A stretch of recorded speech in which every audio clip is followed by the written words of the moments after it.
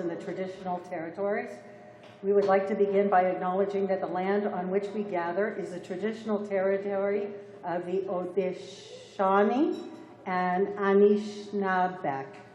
This territory is covered by the Upper Canada Treaties, is within the lands protected by the Dish of One Spoon, Waboom Agreement, and is directly adjacent to the Haldimand Treaty territories. I'd also like to thank Colette and Keith. You have a way of just keeping me grounded. I'm so grateful for that. I love this space. I forgot the rest of my notes. I think Sue's got one of my pages. Thanks. I'd also like to thank Lisa and Sam.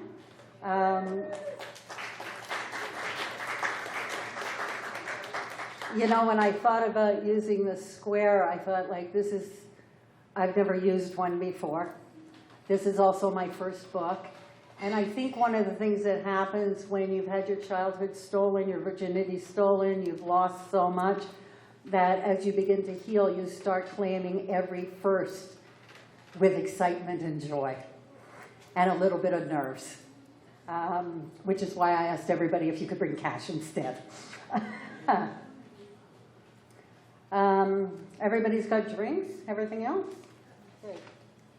I'm going to read a small piece here. We're going to take a break after. I'll do some more signings. And there'll be some music by Jesse McCrae.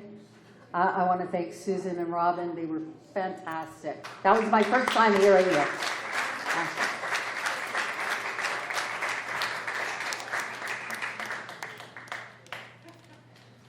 I never felt as if I belonged. I always felt like there was something terribly wrong. And this has been my reality for as long as I can remember. I can't believe I survived. I dabbled in so many deadly situations. I tried desperately not to think about anything, just to numb the pain, stuff all those thoughts away, and take each moment as it came. I never felt worthy of anything, nor did I know how to change what was. So I pushed the limits because I didn't care what the consequences were. Life had been a nightmare for as long as I can remember. This is my story.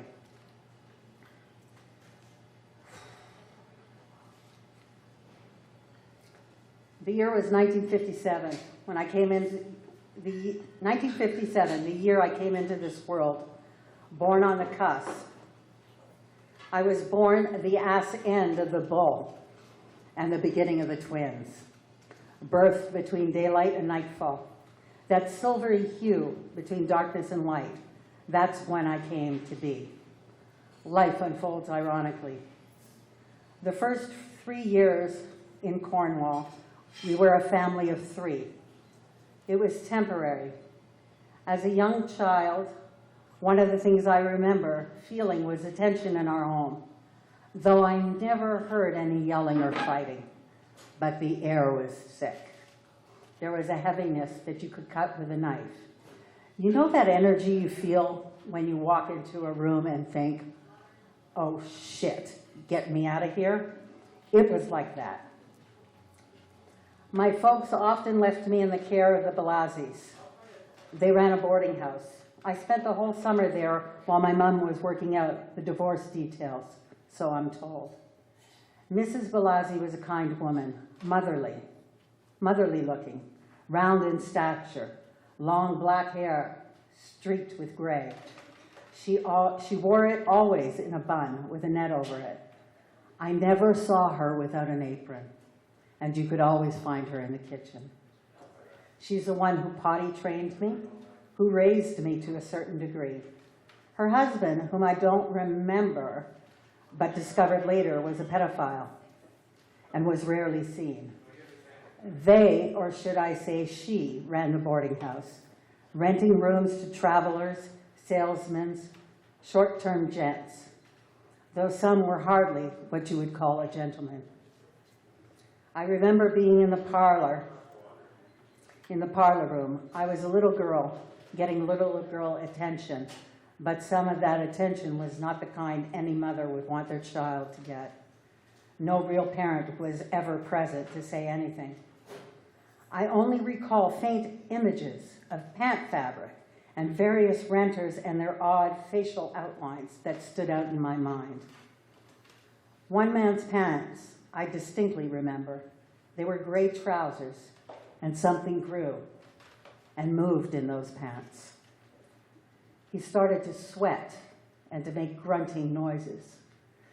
I froze ever so silently until I was released. I remember not being allowed to go upstairs, but I was just a child and children explore, and they disobey. The light shone at the bottom of the stairs, then faded into darkness.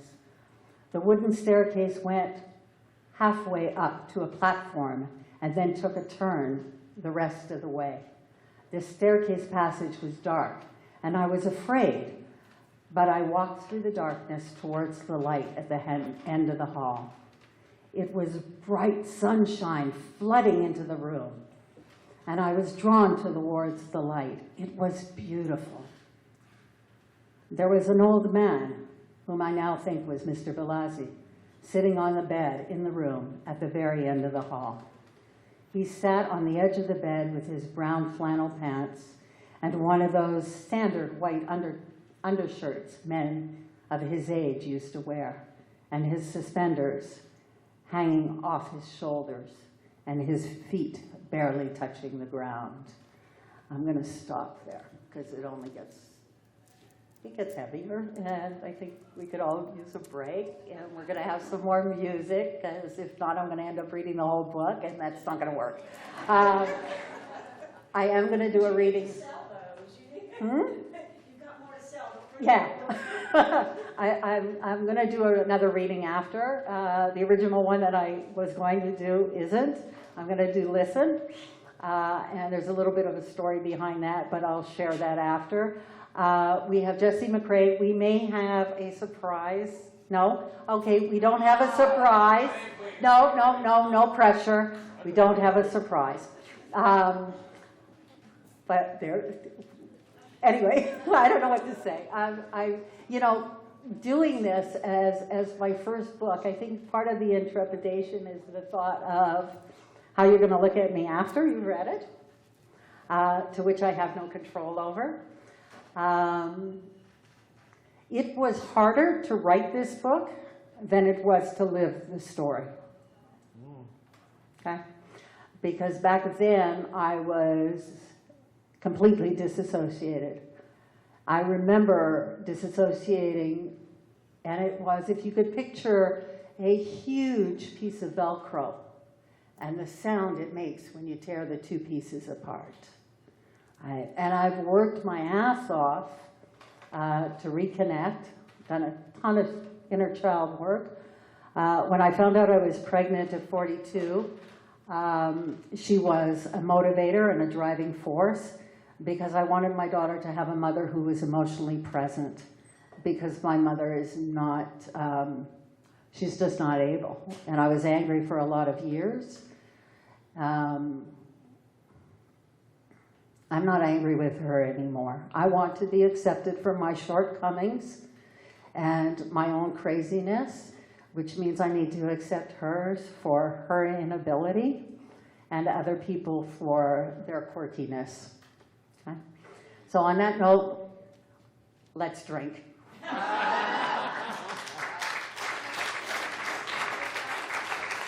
I don't see Jeff. Oh, there he is. Do you want to come do some music? Yeah, man. Okay. So we'll have some music. People can order some food, some drink.